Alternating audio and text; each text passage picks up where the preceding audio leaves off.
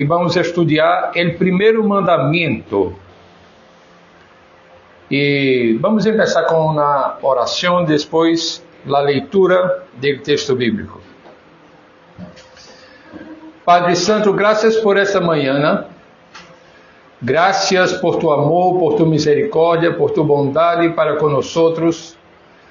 Gracias por encontrar a irmã Glória melhor de sua saúde. E gracias por aqueles que puderam estar aqui com nós na classe da Escola Bíblica Dominical. Bendícenos nesse tempo que vamos estudar o tema de los 10 mandamentos à luz del Sermão del Monte. Dá-nos a capacidade, através da iluminação de tu Espírito, para que podamos compreender e aplicar a nossa vida. Em nome de Jesus, amém. Eu invito a vocês que abram suas Bíblias em Éxodo, capítulo 20, versículo 3. Éxodo, capítulo 20, versículo 3.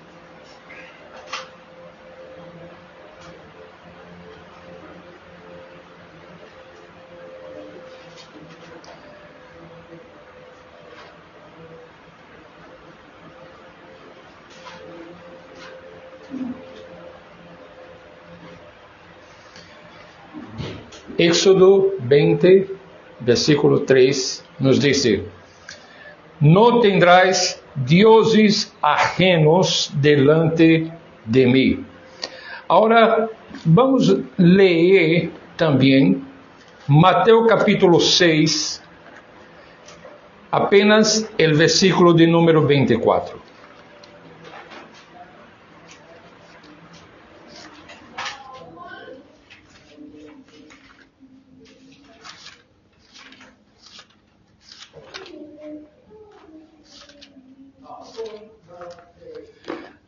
Mateus capítulo 6, versículo 24. Jorge, Sí. ninguno puede servir a dos señores, porque o aborrecerás al uno y amarás al otro, o estimará al uno y menospreciará al otro. No podéis servir a Dios y a la riqueza. Gracias, hermano.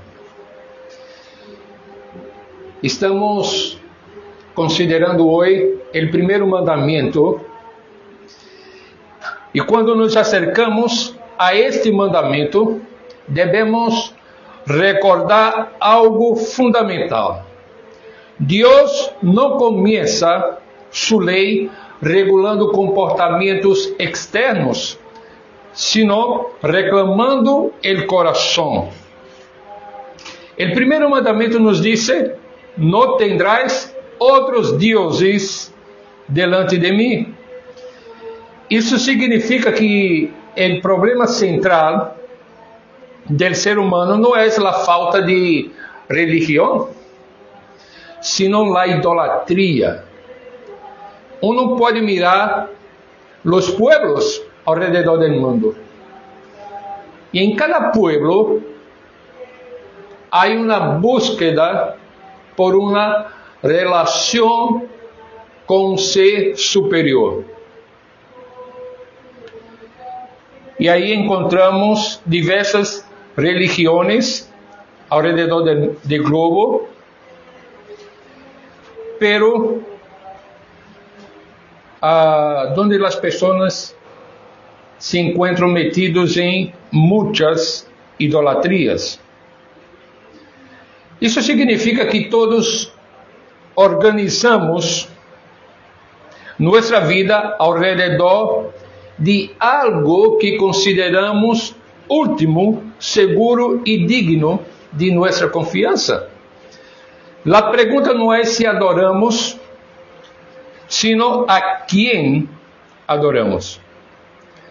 Israel havia acabado de sair da esclavitud em Egipto, uma cultura saturada de deuses visíveis e funcionais. Deus lhes ensina que a verdadeira liberdade não consiste em cambiar de amo, pero sim consiste em servir ao único Deus verdadeiro. Michael Horton, o teólogo que estamos utilizando seu livro para compreender este tema, disse que a lei não é contrária à liberdade. Al contrário, descreve a forma de la vida verdadeiramente livre en el pacto de gracia.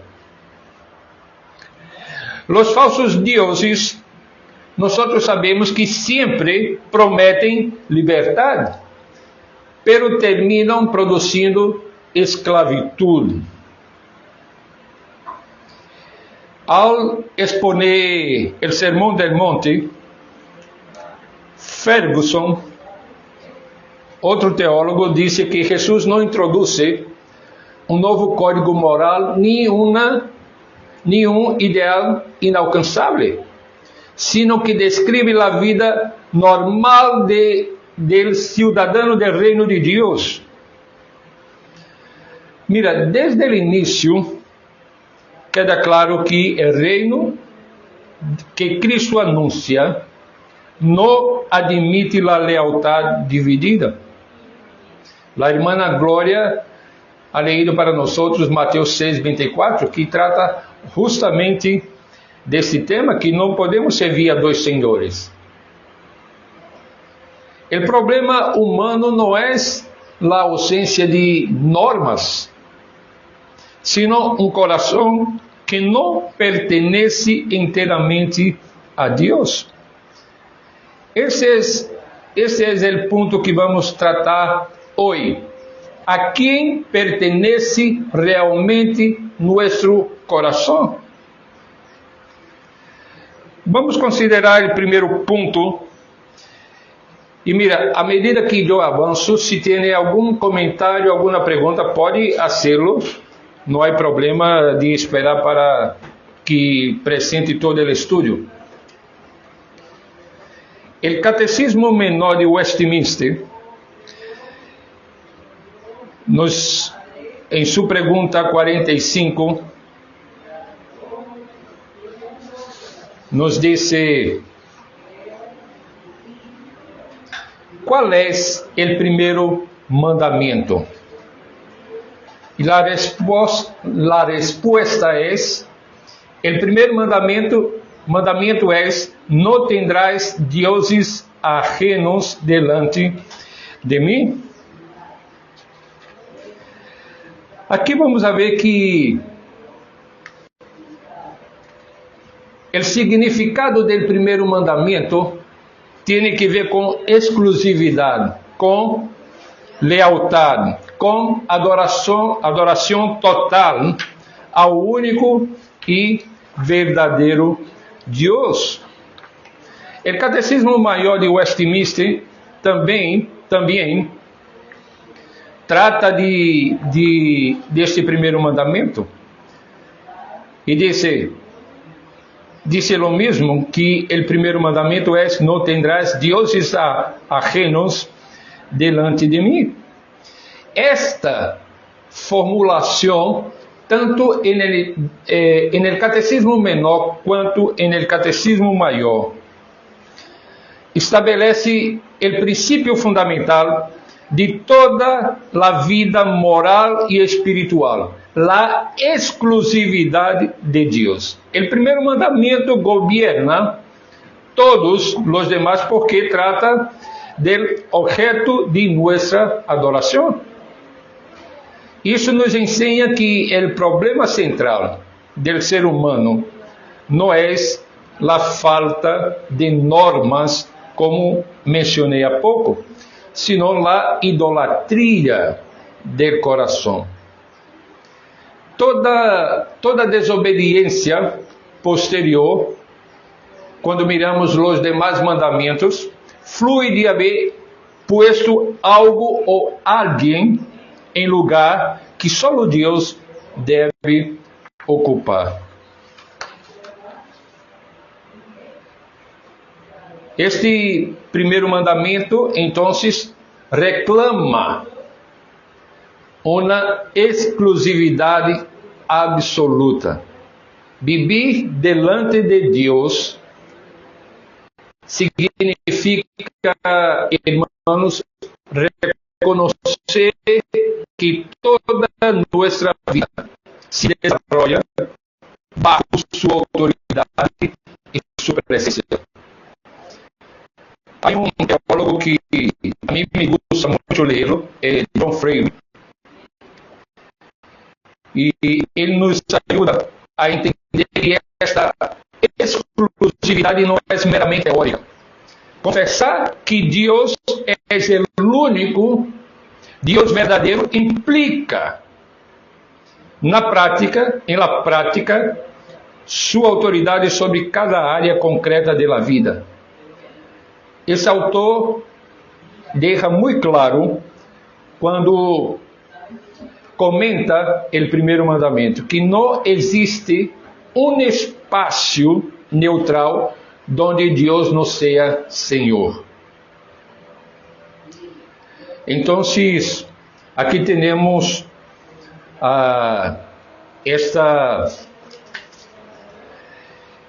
este primeiro ponto tratando do significado do primeiro mandamento. Pero vamos avançar em la pergunta 46 do Catecismo Menor de Westminster, que tem como pergunta que se exige o primeiro mandamento. E a resposta é: o primeiro mandamento exige que conozcamos e reconozcamos que Deus é o único Deus verdadeiro e que é nosso Deus e que lhe adoremos e glorifiquemos como tal. Que vemos aqui nesta pergunta 46 e resposta.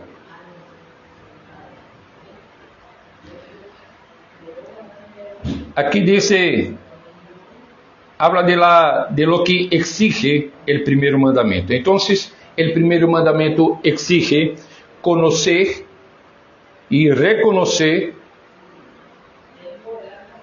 a Deus como o único Deus verdadeiro, adorar e glorificar a Deus como tal.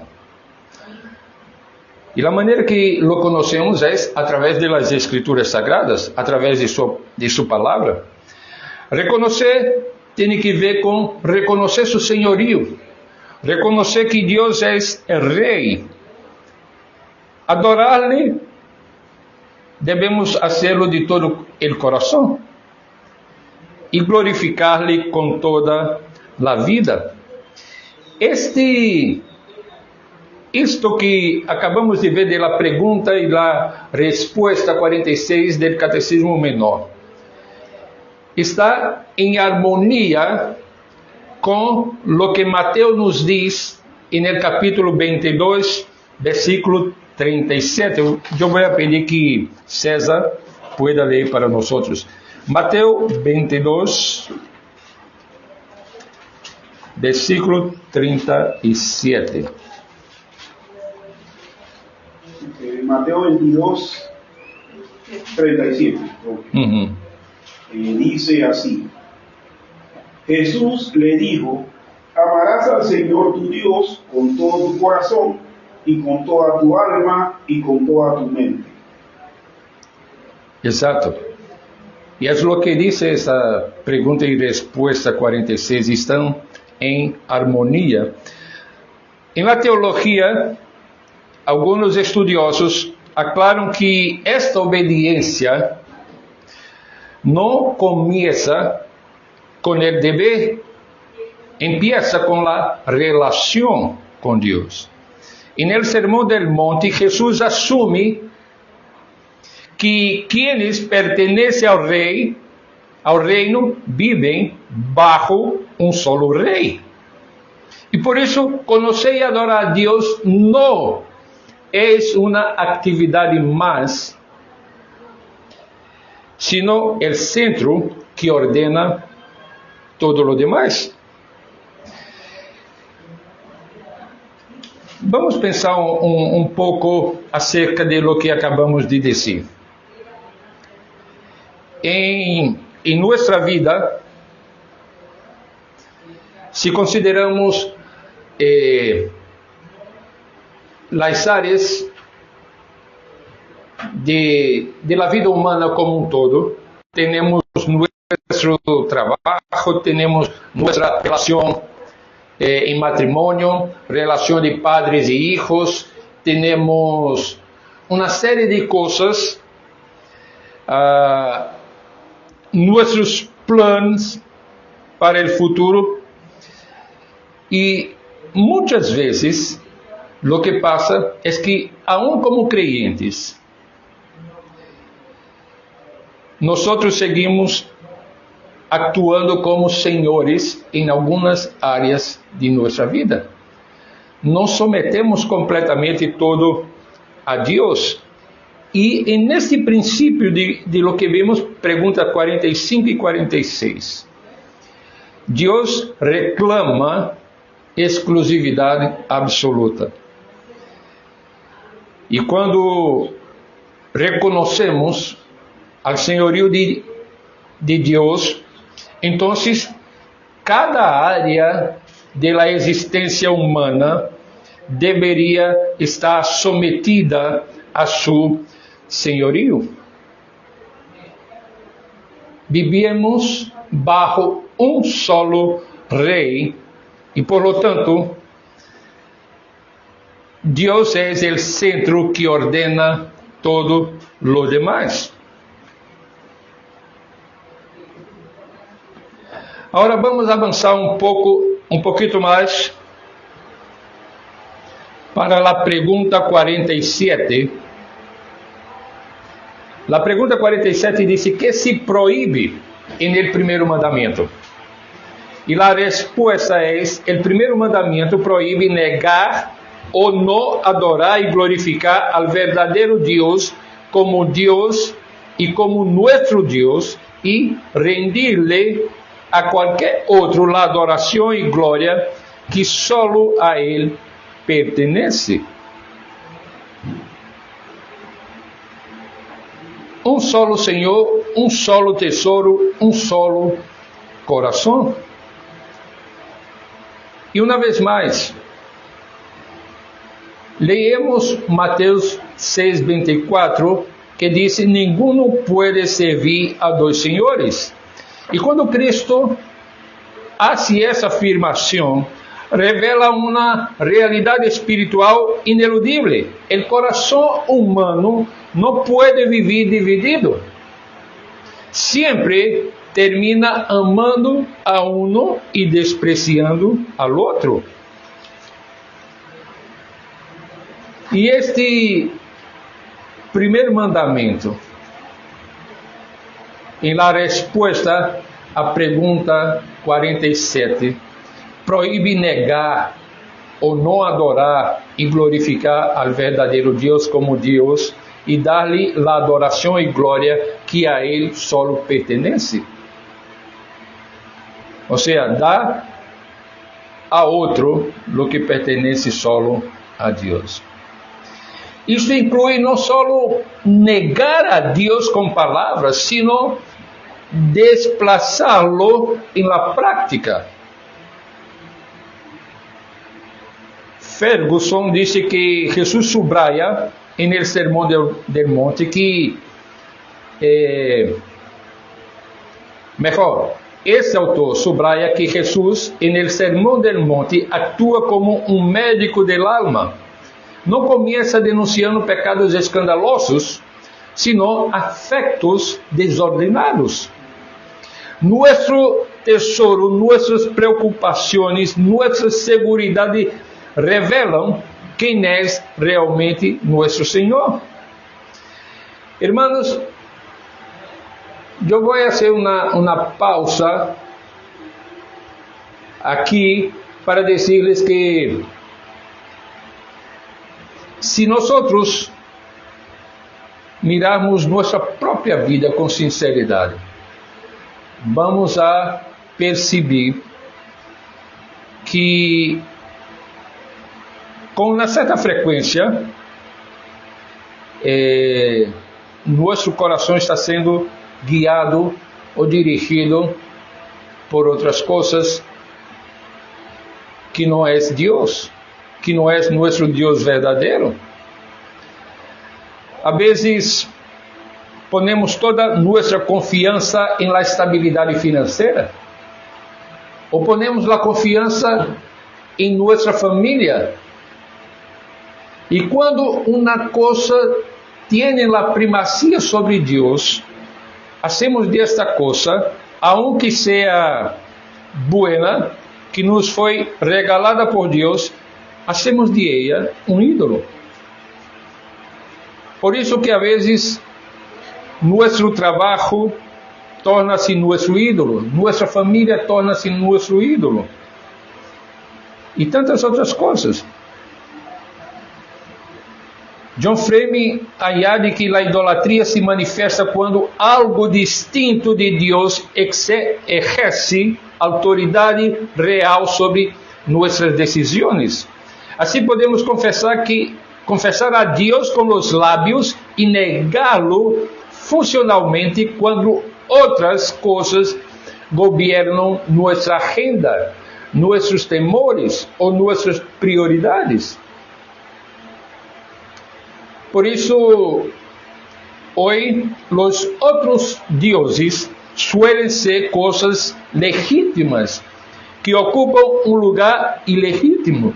O êxito, a estabilidade econômica, a família, a reputação, incluso o ministério. Essas coisas não são malas em si mesmas, pero se conviertem em ídolos quando reclamam a confiança e a lealdade que só Deus merece.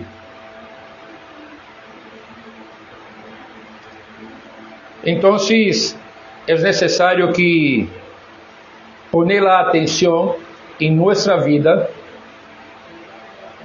e pedir a Deus que podamos ser capazes de reconhecer quando estamos ponendo algo ou alguém em um lugar que só Deus merece estar. Avancemos um pouco mais para o ponto 3. Quero considerar com vocês a expressão delante de mim. Ou seja, a ideia é que Deus vê o coração. E como cristianos, devemos viver conscientemente ante a mirada de Deus. A pergunta 48 diz: que se nos ensina, em especial, por meio de las palavras delante de mim, em el primeiro mandamento? A resposta é: por las palavras delante de mim, se nos ensina que Deus, quem todo lo vê, presta atenção e se desagrada muito del pecado de ter qualquer outro Deus. Delante de mim, em outras palavras, significa que toda a vida se vive ante o rostro de Deus. Ele não só observa nossas ações externas, sino as motivações, os desejos, as prioridades do coração, de nosso coração.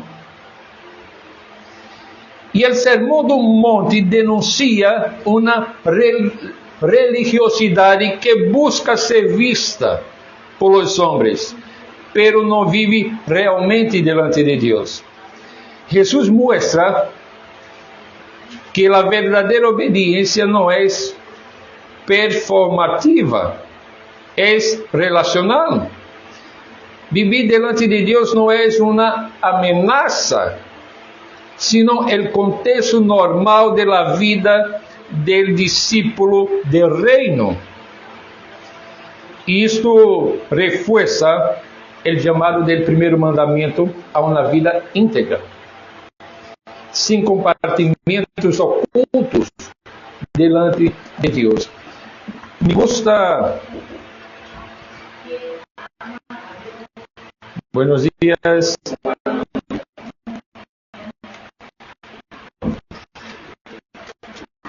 Veamos Salmos 139.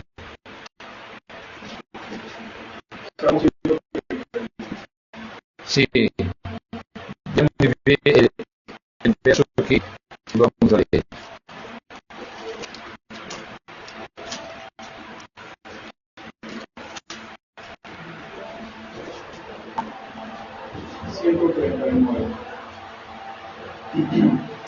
Versículos 1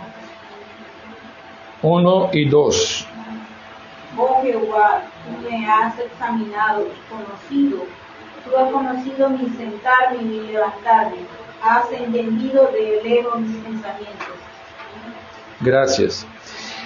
Estes dois versos, em português, foi traduzido como em lugar de examinado e conhecido, uma expressão que significa tanto algo que traz admiração, como algo que genera medo, temor delante de Deus, por saber que Deus ha examinado e conhecido. E é como um salmista estivesse dizendo que é algo assustador, ¿no? Tiene essa expressão. Hay un salmo donde David dice que él se ha sobrecogido. Sí. Ajá. Sí. No, y cualquiera que vea que otro sepa las intimidades, uno se va a asustar. Sí. E a ideia desse versículo 1 e 2 é basicamente essa.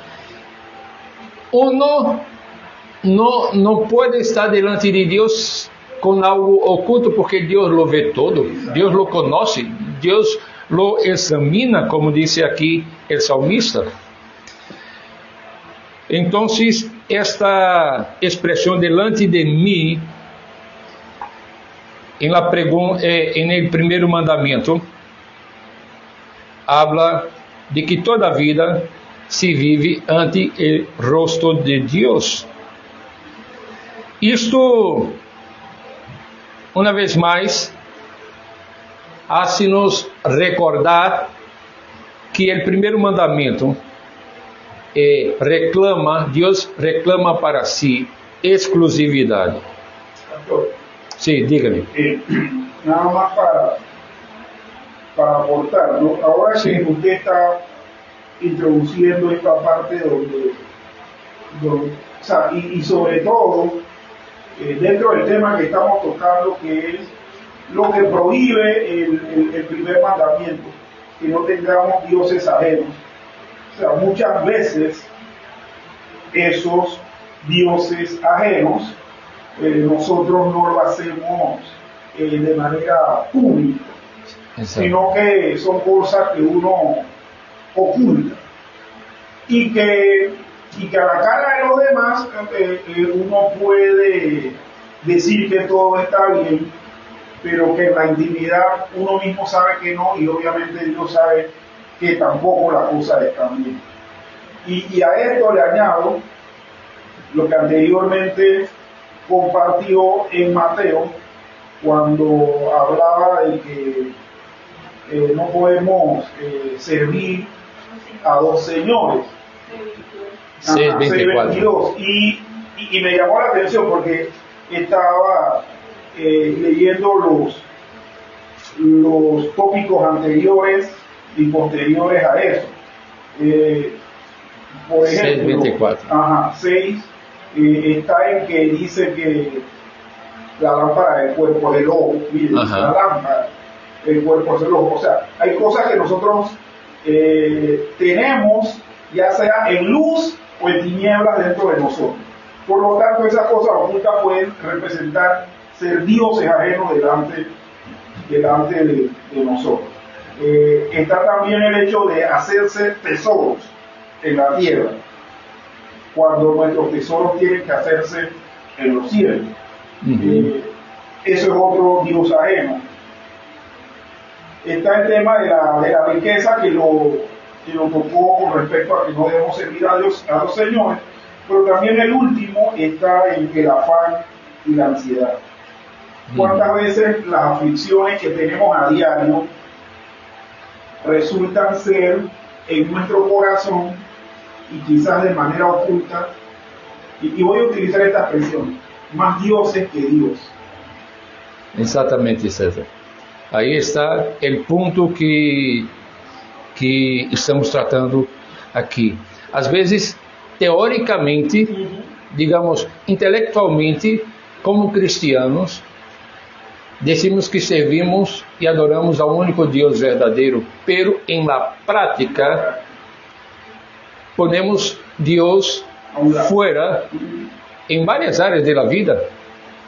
Deixamos de considerá-lo. E mira que isso se passa desafortunadamente em liderazgo cristiano. Muitas vezes há pastores que infelizmente han ocultado seus próprios pecados, pero delante de Deus nada está oculto. Ou seja, esse pecado significa, esse pecado que muitas vezes ocultamos, significa que aqui nós estamos governando e dirigindo nesta área nossa própria vida.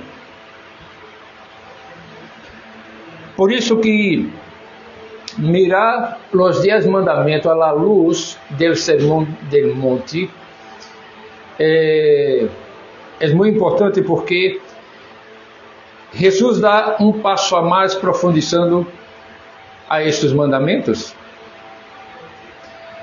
Mira, o ponto seguinte aqui é que Cristo ha cumprido perfeitamente o primeiro mandamento. Em Cristo vemos o único coração completamente indiviso, um coração completamente entregue a Deus. E ao considerar a profundidade de este mandamento, devemos reconhecer uma verdade central do Evangelho: nadie lo ha obedecido perfeitamente, excepto Cristo.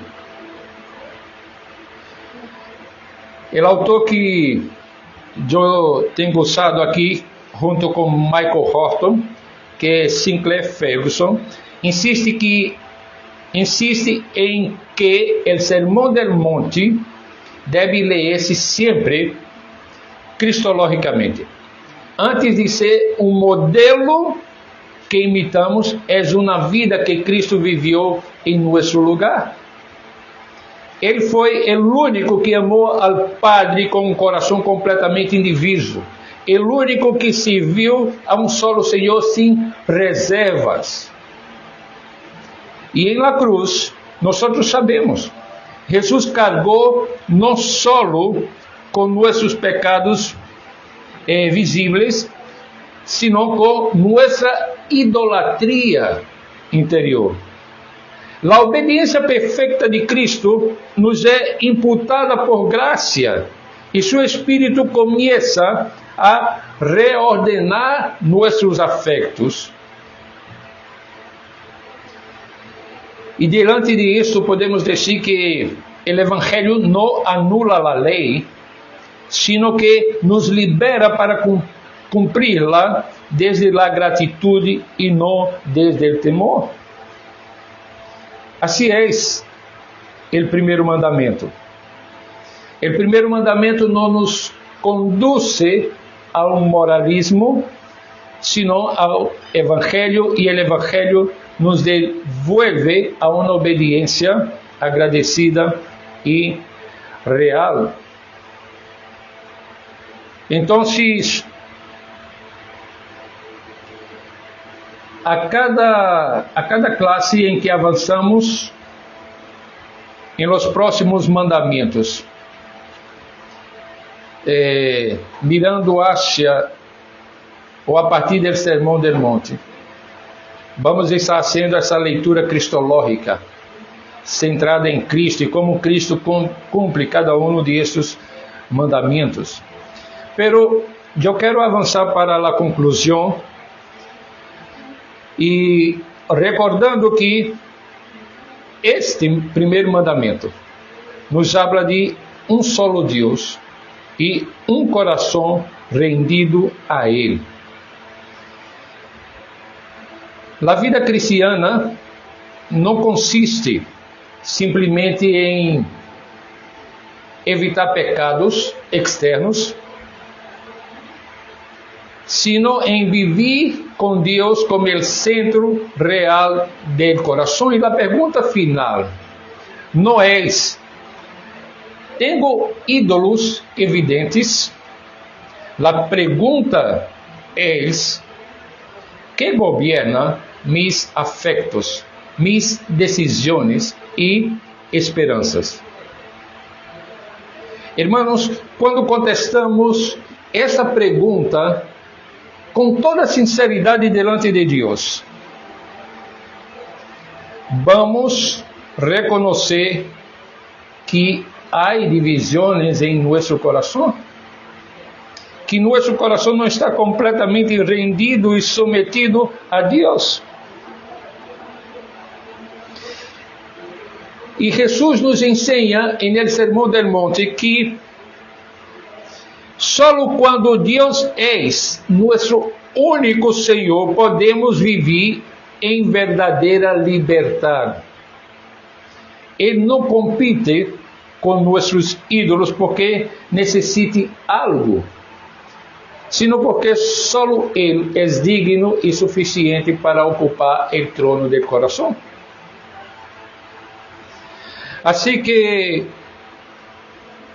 esta é uma consideração aqui introdutória a este primeiro mandamento. E quisiera abrir um espaço para comentário ou alguma pergunta com respeito a lo que hemos visto hasta aqui.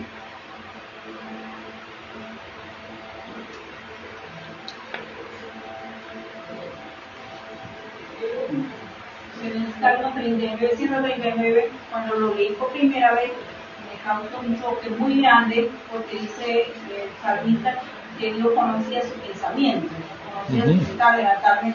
Entonces fue un choque para mí, era porque si yo decía algo, hacía algo para salir de paso, Dios conocía mi pensamiento, Dios sabía de mí. Entonces fue un choque feo para mí en un inicio, con leer ese salmo. Y ahora que la está explicando bien, que había que tener sí. Realmente puedo engañar a quien sea, pero a Dios no. Sí, y mire que isso é muito importante, hermana Glória, porque eu creio que se essa verdade de lo que acabamos de estudar, que o primeiro mandamento Deus reclama para si exclusividade e que vivemos, que delante de mim significa viver delante de Deus a cada minuto da vida. Creio que isso deveria ser com que buscássemos mais a Deus, para que Deus nos ajudara a não ter ídolos em nosso coração. Pero, em verdade, trae um certo temor, porque intelectualmente entendemos que estamos delante de Deus, de que Deus sabe tudo, pero na prática actuamos como se nós tivéssemos a possibilidade de ocultar algo de Deus. Então, hacemos coisas que como crentes não deveríamos fazer e listo, estamos tranquilos, foi necessário fazer e por aí vai. E a vezes, quando temos a consciência disso que estamos tratando, as pequenas coisas nos fazem pensar antes de responder. Porque, por exemplo, uma coisa muito prática para nós que somos estrangeiros. Quando vamos sacar a visa,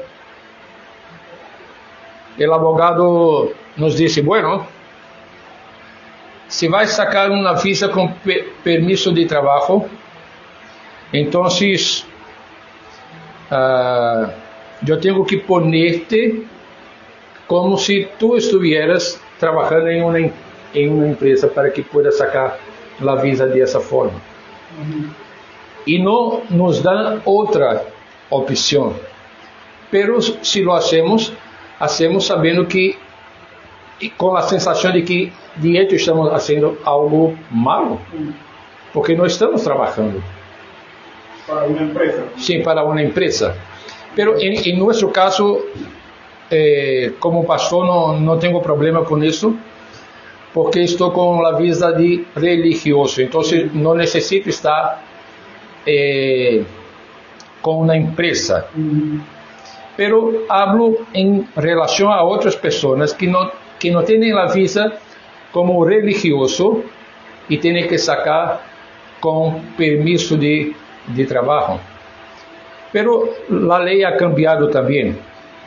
Pero são coisas assim que devemos pensar. A vezes vamos em uma carretera. A carretera diz que tu puedes ir a 100 km por hora, pero os condutores vão arriba de lo permitido na carretera. Então, como creyentes, devemos respeitar a lei de trânsito que diz 100 km, pero a vezes nos gusta correr e queremos ultrapassar isto. E a vezes pisamos en el freno quando tem um radar, algo para disfarçar a velocidade que estávamos. Então são coisas pequenas que pensamos que não afeta tanto a vida do crente, mas lo estamos fazendo diante de Deus. A polícia de trânsito pode não ver tus infrações, mas Deus está vendo tudo isso. Pastor, casualmente recuerdo que para la pandemia nosotros acá con un grupo de personas empezamos a desarrollar reuniones virtuales, ¿no? Nosotros desde acá y otras personas se conectaban desde allá, que fueron precisamente las primeras personas con las que contábamos cuando se inició todo esto acá. Pero ¿qué sucede? El punto que quiero enfocar es que durante esas transmisiones se cometieron errores, como que se escapaban ruidos, o sea, se pasaban al aire cosas que no deberían pasarse. Recuerdo que una vez a nosotros se nos montó el gatito en el púlpito. Y eso se fue, eso salió al aire. O sea, no teníamos control de muchas cosas. Y recuerdo que hubo alguien que nos dijo, que nos recomendó que no estuviésemos pasando al aire eso, porque eso se veía mal y que la gente iba a juzgar.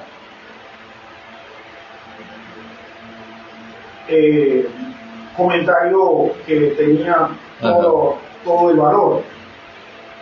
El asunto es llevándolo a lo que estamos viviendo.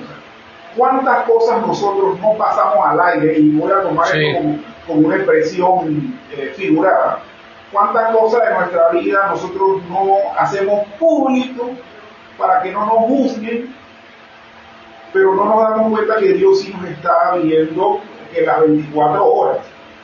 Sí, e a vezes, para concluir, eu penso que quando um creyente mantém algo que claramente é uma ofensa a Deus e mantém isso em oculto, em muitos casos é possível que esté mantendo assim porque quer zelar ou cuidar de sua reputação.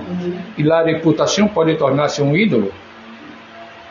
Eu quero me manter, sim, eu quero manter-me como um cristiano correto, de bom testemunho, respeitável, e então mantenho oculto os pecados, pero Deus lo vê, como hemos visto aqui. Bueno, vamos orar para concluir e arreglar o espaço para o culto.